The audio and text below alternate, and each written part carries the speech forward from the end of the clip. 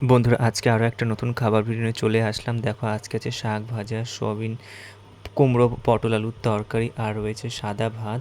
চলো প্রথমে শাক ভাজা দিয়ে খাই। শাক ভাজা খেতে আমার খুবই ভালো লাগে, তাই প্রথমে শাক ভাজা দিয়ে ভাত খেলাম। শাক ভাজা দিয়ে ভাত খেতে কিন্তু খুবই ভালো লেগেছিলো। তারপরে সয়াবিন, পটল, কুমড়ো আলুর তরকারি খেলাম। এদিকে দেখো বোন আজকে লুচি ভাজছে, গরম গরম ফুলকো লুচি, আর তার সাথে হলো ডালের তরকারি আছে, ছোলার ডালের তরকারি রান্না করছে।